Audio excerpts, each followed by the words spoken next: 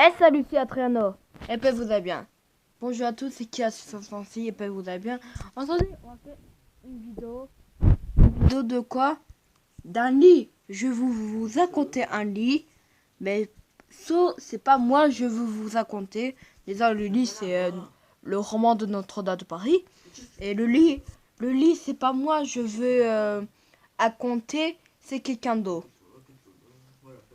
C'est quelqu'un d'autre à ma place. Oui, oui. Alors, alors. C'est Madame Wissa, il va vous raconter l'histoire de Notre-Dame de Paris et la vidéo il dure 13 minutes. Ouais, bon allez. Et puis vous allez bien et mettez un pouce bleu et sinon ce genre de vidéo il te plaît, bombardez les pouces bleus, voilà. On va faire une Noël. En fait, j'ai envie de faire raconter des lits et vous essayez de vous détendre quoi. Voilà. Allez. Sans tourner. Allez, allons-y. Allez. Bon, allez, sinon vous voulez écouter Notre-Dame de Paris, moi, ça fait aucun souci. Allez, on va écouter. Enfin. Enregistrement appartient au domaine public. Pour vous renseigner à notre sujet ou pour participer, rendez-vous sur LibriVox.org. Enregistré par J.C. Guan. Notre-Dame de Paris, par Victor Hugo. Préface. Il y a quelques années, qu'en visitant, ou pour mieux dire, en furetant Notre-Dame, l'auteur de ce livre trouva, dans un recoin obscur de l'une des tours, ce mot, gravé à la main sur le mur. Ananke. Note fatalité. Ces majuscules grecques, noires de vétusté, et assez profondément entaillées dans la pierre, je ne sais, quel signe propre à la calligraphie gothique, empreint, dans leur forme et dans leurs attitudes, comme pour révéler que c'était une main du Moyen-Âge qui les avait écrites là, surtout le sens lugubre et fatal qu'elles renferment, frappèrent vivement l'auteur. Il se demanda, il chercha à deviner quelle pouvait être l'âme en peine qui n'avait pas voulu quitter ce monde sans laisser ce stigmate de crime ou de malheur au front de la vieille église. Depuis, on a badigeonné ou gratté, je ne sais plus lequel, le mur, et l'inscription a disparu. Car c'est ainsi qu'on agit depuis tantôt 200 ans avec les merveilleuses églises du Moyen-Âge. Les mutilations leur viennent de toutes parts, du dedans comme du dehors. Le prêtre les badigeonne, l'architecte les gratte, puis le peuple survient, qui les démolit. Ainsi, hormis le fragile souvenir que lui consacre ici l'auteur de ce livre, il ne reste plus rien aujourd'hui du mot mystérieux gravé dans la sombre tour de Notre-Dame, rien de la destinée inconnue qu'il résumait si mélancoliquement. L'homme qui a écrit ce mot sur ce mur s'est effacé, il y a plusieurs siècles, du milieu des générations. Le mot s'est à son tour effacé du mur de l'Église. L'Église elle-même s'effacera bientôt peut-être de la terre. C'est sur ce mot qu'on a fait ce livre. Février 1831. Note ajoutée à l'édition définitive, 1832. C'est par erreur qu'on a annoncé cette édition comme devant être augmentée de plusieurs chapitres nouveaux. Il fallait dire inédits. En effet, si par nouveau on entend nouvellement fait, les chapitres ajoutés à cette édition ne sont pas nouveaux. Ils ont été écrits en même temps que le reste de l'ouvrage. Ils datent de la même époque et sont venus de la même pensée. Ils ont toujours fait partie du manuscrit de Notre-Dame de Paris. Il y a plus, l'auteur ne comprendrait pas qu'on ajoutât après coup des développements nouveaux à un ouvrage de ce genre. Cela ne se fait pas à volonté. Un roman, selon lui, naît d'une façon en quelque sorte nécessaire, avec tous ses chapitres. Un drame naît avec toutes ses scènes. Ne croyez pas qu'il y ait rien d'arbitraire dans le nombre de parties dont se compose ce tout, ce mystérieux microcosme que vous appelez drame ou roman. La greffe ou la soudure prennent mal sur des œuvres de cette nature, qui doivent jaillir d'un seul jet et rester telles quelles. Une fois la chose faite, ne vous ravisez pas, n'y retouchez plus. Une fois que le livre est publié, une fois que le sexe de l'œuvre, viril ou non, a été reconnu et proclamé, Une fois que l'enfant a poussé son premier cri, il est né. Le voilà. Il est ainsi fait. Père ni mère n'y peuvent plus rien. Il appartient à l'air et au soleil. Laissez-le vivre ou mourir comme il est. Votre livre est-il manqué? Tant pis. N'ajoutez pas de chapitre à un livre manqué. Il est incomplet? Il fallait le compléter en l'engendrant. Votre arbre est noué? Vous ne le redresserez pas. Votre roman est phtisique? Votre roman n'est pas viable? Vous ne lui rendrez pas le souffle qui lui manque. Votre drame est né boiteux? Croyez-moi, ne lui mettez pas de jambes de bois. L'auteur attache donc un prix particulier à ce que le public sache bien que les chapitres ajoutés ici n'ont pas été faits exprès pour cette réimpression. S'ils n'ont pas été publiés dans les précédentes éditions du livre, c'est par une raison bien simple.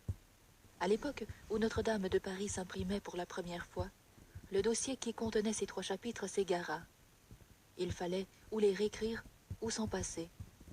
L'auteur considéra que les 2 seuls de ces chapitres, qui eussent quelque importance par leur étendue, étaient des chapitres d'art et d'histoire qui n'entamaient en rien le fond du drame et du roman, et que le public ne s'apercevrait pas de leur disparition, et qu'il serait seul, lui auteur, dans le secret de cette lacune.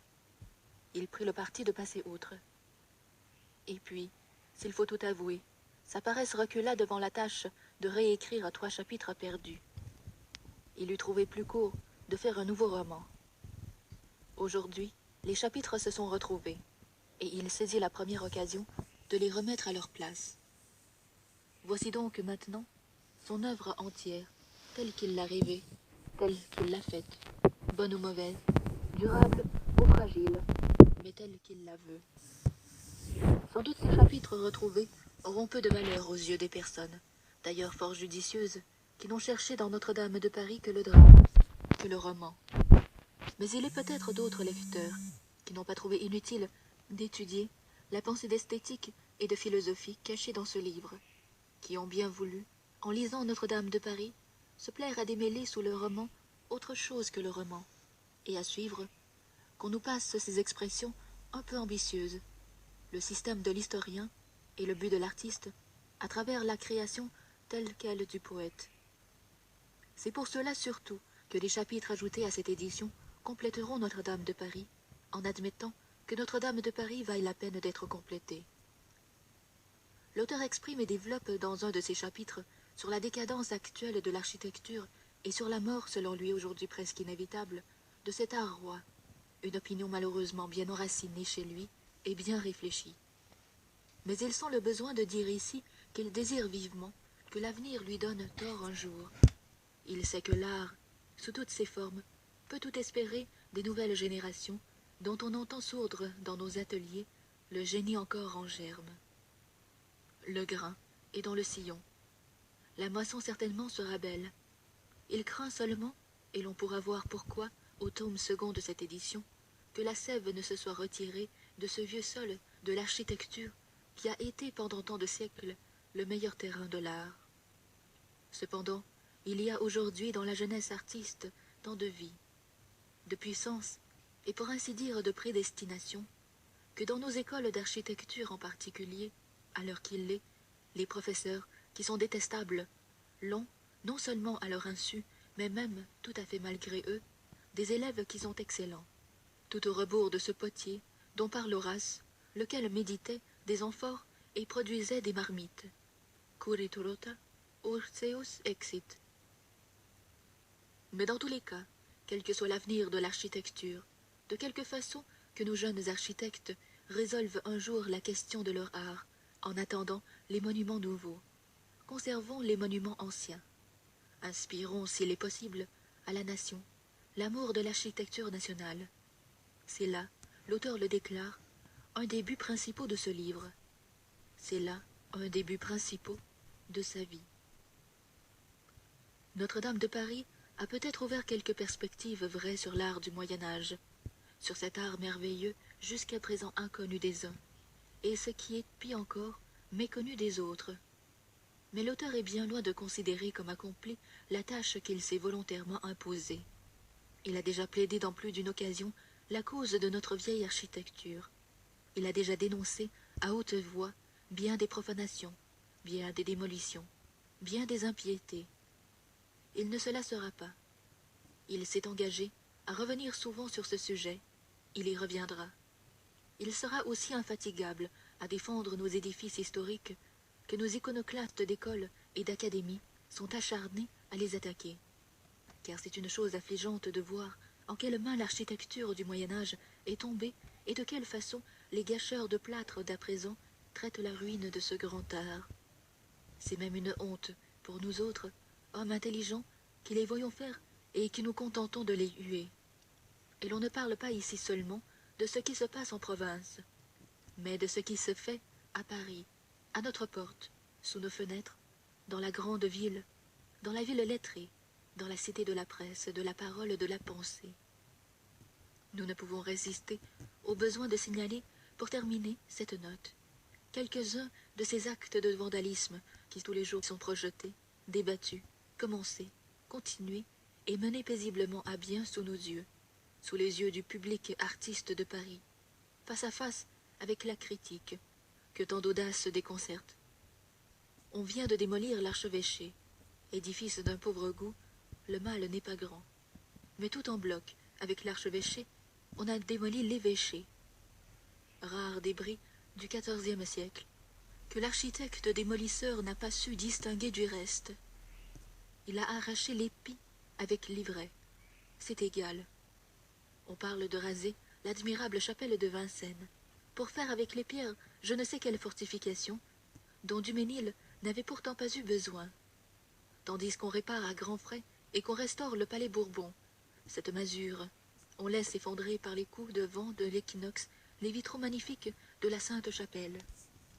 Il y a, depuis quelques jours, un échafaudage sur la tour de Saint-Jacques de la Boucherie, et un de ces matins, la pioche s'y mettra. Il s'est trouvé un maçon pour bâtir une maisonnette blanche entre les vénérables tours du palais de justice. Il s'en est trouvé un autre pour châtrer Saint-Germain-des-Prés, la féodale abbaye aux 3 clochers. Il s'en trouvera un autre, n'en doutez pas, pour jeter bas Saint-Germain-l'Auxerrois. Tous ces maçons-là se prétendent architectes, sont payés par la préfecture ou par les menus, et ont des habits verts. Tout le mal que le faux goût peut faire au vrai goût, ils le font. À l'heure où nous écrivons, spectacle déplorable, l'un d'eux tient les Tuileries. L'un d'autre balafre Philibert de Lorme au beau milieu du visage. Et ce n'est pas certes un des médiocres scandales de notre temps de voir avec quelle effronterie la lourde architecture de ce monsieur vient s'épater tout au travers d'une des plus délicates façades de la Renaissance. Paris, 20 octobre 1832. Fin de la préface. Lu par J.C. Gouane, Montréal, mai 2009. Appelle-le, il vous a plu. Et sinon, appelle ces vidéos. Bon, allez, mettez un pouce bleu et abonnez-vous et mettez la cloche. Partagez la vidéo sur Facebook, Twitter, Atatra, TikTok, tout ça. Et partagez la vidéo, comme ça, voilà. Et aussi, mettez un commentaire, mettez des commentaires s'il vous plaît, posez des questions sur moi, comme ça je fais une vidéo FAQ. Et à bientôt.